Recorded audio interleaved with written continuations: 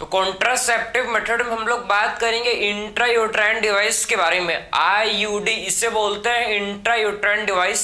Intrauterine device most acceptable contraceptive device होता है, ठीक है।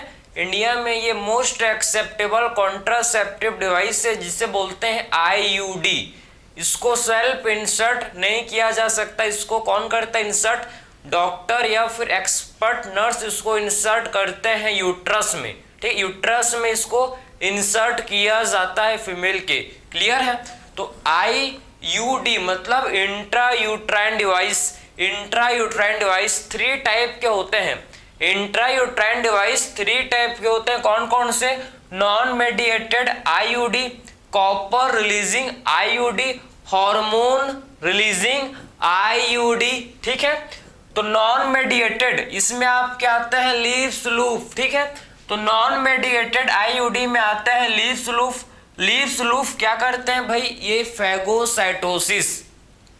लीव्स लूप क्या करते हैं? देखो ये फैगोसाइटोसिस करते हैं भाई स्पर्म का, ठीक है। तो लीव्स लूप जो कि फैगोसाइटोसिस करता है स्पर्म का।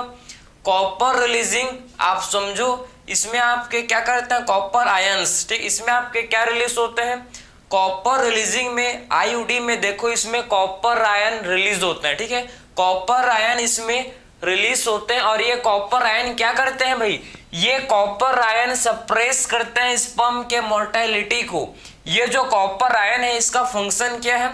कॉपर आयन जो कि स्पर्म के मोर्टेलिटी को सप्रेस कर देते हैं, ठीक है। स्पर्म के मोर्टेलिटी को सप्रेस कर देते हैं और फर्टिलाइजिंग कैपेसिटी को भी सप्रेस कर देते हैं स्पर्म का, ठीक है। तो स्पर्म के मोर्टेलिटी एंड फर्टिलाइजिंग कैपेसिटी दोनों को ही सप्रेस कर देते हैं, ठीक है। तो कॉपर आयन का फंक्शन समझे कि कॉपर आयन स्पर्म के मोर्टेलिटी एंड फर्टिलाइजिंग कैपेसिटी को सप्रेस कर देते हैं। क्लियर है? फिर बात करेंगे hormone releasing IUD. Hormone releasing ये क्या रिलीज करते हैं भाई? हार्मोन। कौन सा हार्मोन रिलीज करते हैं? ये आपके प्रोजेस्टेरोन। देखो कौन सा हार्मोन रिलीज करते हैं? ये रिलीज करते हैं प्रोजेस्टेरोन। प्रोजेस्टेरोन, ठीक है। प्रोजेस्टेरोन और एक होता है LNG-20। एक होता है जिसे बोलते हैं LNG-20। LNG-20 इसे बोला जाता है, ठीक है। समझ गए? तो हार्मोन रिलीजिंग में एक हम लोग का है प्रोजेस्टेरोन और दूसरा हम लोग का इसे बोलते हैं LNG-20, ठीक है। तो हार्मोन रिलीजिंग आईयूडी ये क्या रिलीज करते हैं भाई? हार्मोन। और ये क्या करते हैं? देखो ये makes uterus unsuitable, makes uterus unsuitable for implantation. ये यूट्रस को अनसुइटेबल बनाते हैं, ठीक है। यूट्रस को क्या करते हैं भाई? यूट्रस को ये अनसुइटेबल कर देते हैं किसके लिए? For implantation. तो मेक्स यूट्रस अनसुइटेबल मतलब सुइटेबल नहीं, ठीक है। अनसुइटेबल बनाता है जिससे इम्प्लांटेशन नहीं होता है। इम्प्लांटेशन जिससे नहीं होता है। तो हम लोग ने 3 टाइप के देखे और ये जो कॉपर रिलीजिंग किसके एग्जाम्पल, ठीक है। कॉपर रिलीजिंग के एग्जाम्पल इसके देखो, इसके आप क्या आते हैं? CUT, ठीक, कॉपर D, कॉपर 7, कॉपर, ठीक है, 250, कॉपर, ठीक है, 200 एंड मल्टी लोड एक और है इसका एग्जाम्पल, ठीक है। एक और इसमें होता है जिसे बोलते हैं मल्टी लोड 375। मैं डिफरेंट कलर से लिखूं, इंपॉर्टेंट है। यहां से क्वेश्चन आता है मल्टी लोड 375। ये आपके सारे एग्जाम्पल हैं किसके भाई? ये सारे एग्जाम्पल हैं हम लोग के कॉपर रिलीजिंग के, ठीक है। कॉपर रिलीजिंग आईयूडी के सारे एग्जाम्पल हैं, इंपॉर्टेंट है। देखो एग्जाम्पल से ही क्वेश्चन बनता है मोस्टली, ठीक है। तो मोस्टली जो क्वेश्चन है हाई चांस ऑफ क्वेश्चन। आपको ये नहीं पूछेगा कि कॉपर रिलीजिंग क्या करता है, नहीं, ऐसा नहीं आएगा क्वेश्चन। ये तो आपके नॉलेज के लिए है कि एक्चुअल में क्या करता है, लेकिन क्वेश्चन कैसे आएगा कि कॉपर रिलीजिंग का एग्जाम्पल कौन सा है? Match the following. Hormone releasing का एग्जाम्पल कौन सा? यही तो बनता है क्वेश्चन, ठीक है। तो नॉन मेडिएटेड जिसमें हम लोग के लीव्स लूप आता है, ठीक है। जो कि फैगोसाइटोसिस करता है स्पर्म का। कॉपर रिलीजिंग में आप देखो, कॉपर रिलीजिंग में CuT, Cu7, copper 250, copper 200 and Multiload 375। Clear है। स्पर्म के मोर्टेलिटी को सप्रेस कर देता है और ये फर्टिलाइजिंग कैपेसिटी को भी कम कर देता है। क्लियर है। हार्मोन रिलीजिंग में देखो ये क्या रिलीज करते हैं भाई, हार्मोन। कौन कौन सा हार्मोन है, प्रोजेस्टेरोन एंड LNG-20, जो कि यूट्रस को अनसुइटेबल, ये क्या करते हैं भाई, यूट्रस को अनसुइटेबल बना देते हैं फॉर इम्प्लांटेशन। ठीक है, तो इस समझ गए ना, यूट्रस को ये क्या करते हैं, अनसुइटेबल बना देते हैं, किसके लिए, इम्प्लांटेशन के लिए। क्लियर है। तो आपने समझ ले 3 टाइप के हम लोग के क्या है भाई, इंट्रा यूट्राइन डिवाइस। ये 3 टाइप के हम लोग के क्या होते हैं, इंट्रा यूट्राइन डिवाइस। मैंने आपको इसके एग्जाम्पल भी बताया। ठीक है, इसके बाद नेक्स्ट डिस्कस करेंगे हम लोग जिसे बोलते हैं, नेक्स्ट जो मेथड है, ठीक है, सर्जिकल मेथड। इसी को स्टरलाइजेशन मेथड बोला जाता है। ठीक है, तो नेक्स्ट मेथड को इसके बाद डिस्कस करेंगे। आई होप आपने इसको लिख लिया होगा। ठीक है, चलो अब नेक्स्ट इसके बाद मेथड देखेंगे जिसे बोलते हैं क्या, जिसे बोला जाता है सर्जिकल मेथड। ठीक है, सर्जिकल मेथड नेक्स्ट इसके बाद डिस्कस करेंगे। ठीक है, तो नेक्स्ट मेथड है सर्जिकल मेथड। देखो सर्जिकल मेथड, सर्जिकल मेथड इसमें हम लोग के बात करेंगे। देखो इसमें इसको और क्या बोलते हैं, इसको बोला जाता है स्टरलाइजेशन। ठीक है, इसमें एक होता है वसेक्टोमी एंड ट्यूबेक्टोमी। इसमें एक होता है जिसे बोलते हैं वैसेक्टोमी, वैसेक्टोमी। ठीक है, एंड दूसरा होता है जिसे बोलते हैं ट्यूबेक्टोमी। एक होता है इसमें, इसे बोला जाता है ठीक है, वैसेक्टोमी, एंड दूसरा होता है इसमें जिसे बोलते हैं ट्यूबेक्टोमी, ट्यूबेक्टोमी। ठीक है, तो वैसेक्टोमी एंड ट्यूबेक्टोमी, ये जो वैसेक्टोमी है ये किस में होता है भाई, मेल में। ठीक है, तो वैसेक्टोमी किस में होता है, मेल में होता है वैसेक्टोमी। क्लियर। एंड फीमेल में क्या होता है, ट्यूबेक्टोमी। ठीक है, फीमेल में क्या होता है, ट्यूबेक्टोमी होता है। ठीक है, ट्यूबेक्टोमी। तो वैसेक्टोमी जो कि मेल में होता है एंड ट्यूबेक्टोमी जो कि फीमेल में होता है। तो वैसेक्टोमी में क्या होता है, वैसेक्टोमी में किसको करते हैं भाई, इसमें वास्ट डिफरेंस को कट किया जाता है। कट करके उसको टाइट कर देते हैं। ठीक है, पहले कट कर देंगे उसके बाद उसको बांध देंगे। ठीक है, तो कट कर देंगे उसके बाद उसको टाइट कर देंगे, मतलब बांध देंगे। समझ आ रहा है आपको। तो इसमें क्या करते हैं, कट दी वास्ट डिफरेंस। इसमें किसको कट करते हैं, इसमें कट करते हैं वास्ट डिफरेंस को। ठीक है, इसमें कट किया जाता है वास्ट डिफरेंस को एंड देन टायर्ड। ठीक है, एंड देन टायर्ड, और उसके बाद इसको वापिस से, ठीक है, बांध देते हैं, मतलब टायर्ड कर देते हैं। समझे, पहले कट करेंगे उसके बाद टायर्ड कर देंगे, टाइट कर देंगे। ठीक है, मतलब बांध देंगे। समझ गए। तो मेल में किसको कट करते हैं, वास्ट डिफरेंस को, मत भूलना, इंपॉर्टेंट है। ठीक है, मेल में वास्ट डिफरेंस को कट किया जाता है। अब बात करेंगे ट्यूबेक्टोमी। ट्यूबेक्टोमी में फैलोपियन ट्यूब, ठीक है, फैलोपियन ट्यूब को क्या करते हैं भाई, इसमें कट करते हैं। ठीक है, समझ गए। तो किसको कट करते हैं, इसमें कट दी फैलोपियन, ठीक है, कट दी फैलोपियन ट्यूब। इसमें फैलोपियन ट्यूब को कट किया जाता है। ठीक है, तो फैलोपियन ट्यूब को इसमें क्या किया जाता है, इसमें फैलोपियन ट्यूब को कट किया जाता है, देन टायर्ड। ठीक है, और उसके बाद क्या करते हैं, उसके बाद एंड देन टायर्ड, उसके बाद इसको टाइट कर देते हैं, मतलब इसको बांध देते हैं। समझ गए। तो आखिर में वास्ट डिफरेंस को कट करना, फैलोपियन ट्यूब को कट करना, आखिर इससे क्या होता है, इससे आपके गैमेट का ट्रांसपोर्ट ब्लॉक हो जाता है। ठीक है, इससे क्या होता है, गैमेट का ट्रांसपोर्ट ब्लॉक हो जाता है, गैमेट का ट्रांसपोर्ट फर्दर नहीं होता। समझ गए। तो इससे क्या होता है, ये दोनों मेथड, वसेक्टोमी एंड ट्यूबेक्टोमी, इससे क्या होता है भाई, ये क्या करता है, दोनों मेथड, ये जो है ये ब्लॉक कर देते हैं गैमेट ट्रांसपोर्ट को, ठीक है। क्या करते हैं देखो, ये जो मेथड है क्या करेंगे, ब्लॉक गैमेट ट्रांसपोर्ट, ब्लॉक, ठीक है। ये क्या करेंगे देखो, ये ब्लॉक कर देते हैं किससे भाई, ब्लॉक द गैमेट ट्रांसपोर्ट, समझ है आपको। तो ये गैमेट ट्रांसपोर्ट को क्या करें, ब्लॉक द गैमेट ट्रांसपोर्ट, ठीक है। तो गैमेट के ट्रांसपोर्ट को ये ब्लॉक कर देते हैं, ठीक है। तो ब्लॉक द गैमेट ट्रांसपोर्ट, तो ये गैमेट के ट्रांसपोर्ट को क्या कर देंगे भाई, ब्लॉक कर देंगे, समझ गए।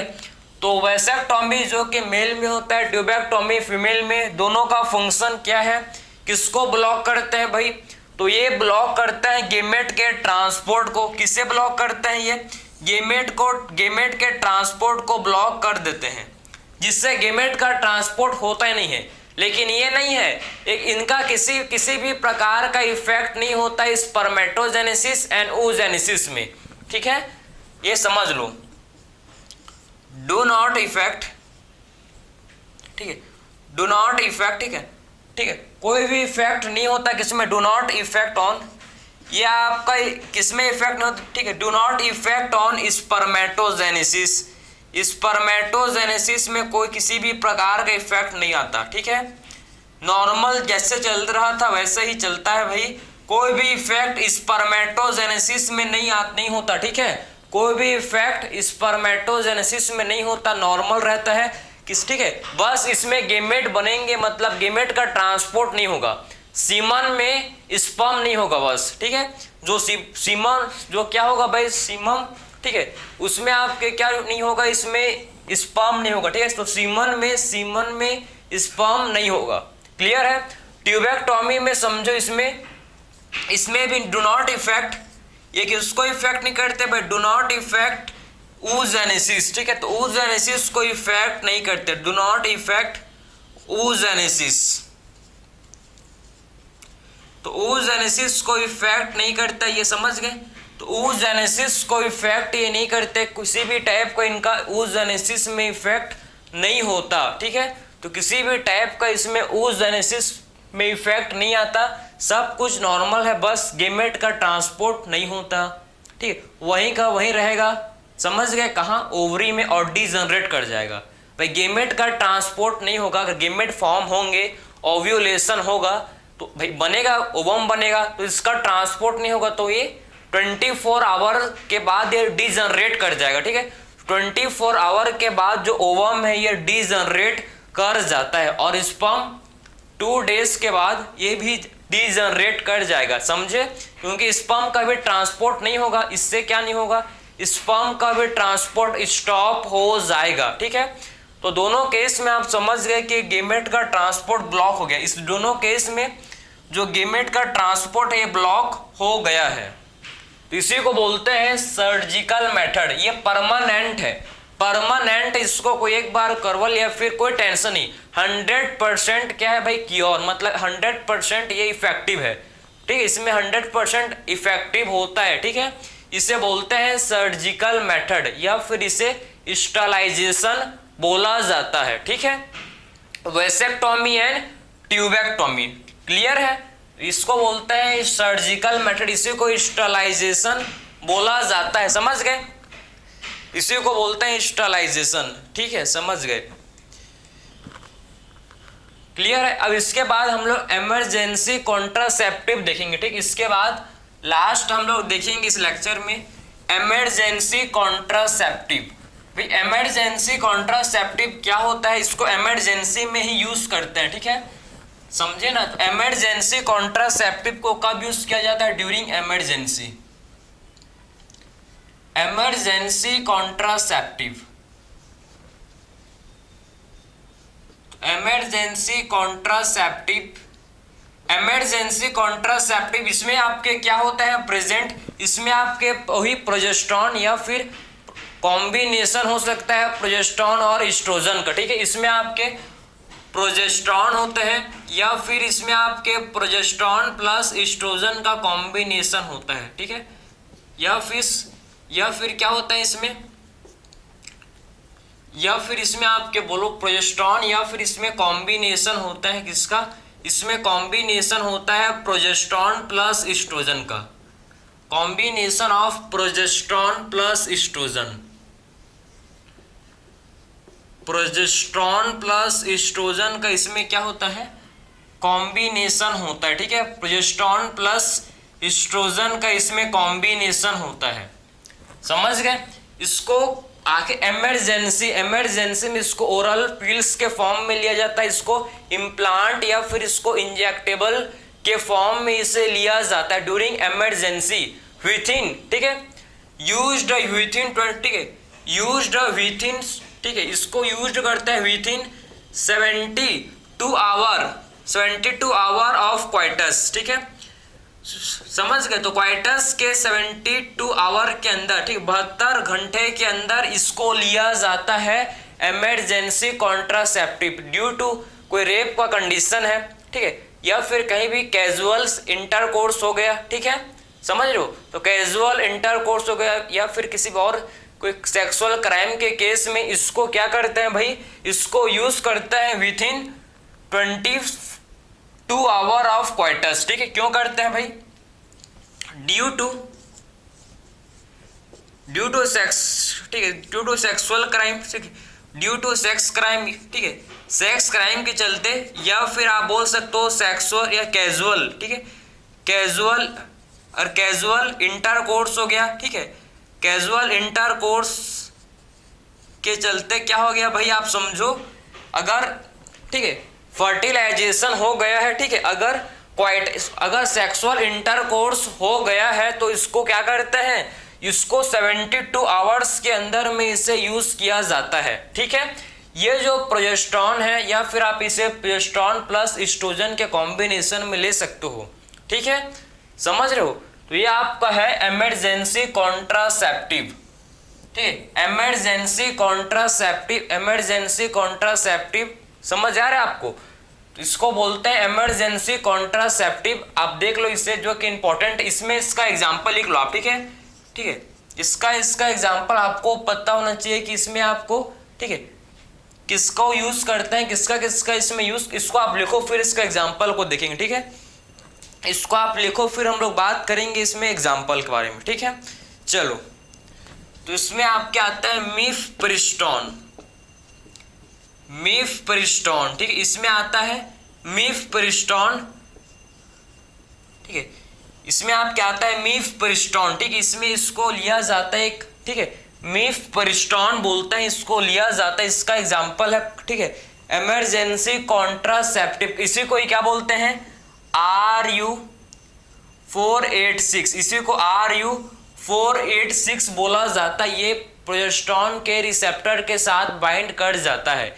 इसका फंक्शन क्या है, ये मीफप्रिस्टोन क्या करता है भाई, प्रोजेस्टेरॉन के रिसेप्टर के साथ ये बाइंड कर जाता है, ठीक है। तो प्रोजेस्टेरॉन के रिसेप्टर के साथ ये बाइंड कर जाता है, और ये जब प्रोजेस्टेरॉन के रिसेप्टर के साथ बाइंड करेगा तो भाई प्रोजेस्टेरॉन नहीं बाइंड कर पाएगा, जिससे बॉडी में प्रोजेस्टेरॉन का लेवल कम हो जाएगा, ठीक है। और बॉडी में अगर प्रोजेस्टेरॉन का लेवल कम हुआ तो प्रेगनेंसी मेंटेन नहीं हो रहेगा, समझे ना, समझ गए। इसी को बोलते हैं कि इमरजेंसी कॉन्ट्रासेप्टिव, इसको इमरजेंसी कॉन्ट्रासेप्टिव में इसको यूज करते हैं, मीफप्रिस्टोन को इमरजेंसी कॉन्ट्रासेप्टिव में इसे यूज किया जाता है, समझ गए। तो ये आपका हो गया इमरजेंसी कॉन्ट्रासेप्टिव। हम लोग ने कंप्लीट डिस्कस किया, इसमें 3 मेथड को देखे, ठीक है। सबसे पहले बात की आईयूडी इंट्रायूटेराइन डिवाइस, उसके बाद हम लोग ने surgical method and emergency contraceptive को डिस्कस किया। नेक्स्ट देखेंगे नेक्स्ट लेक्चर में। Thank you.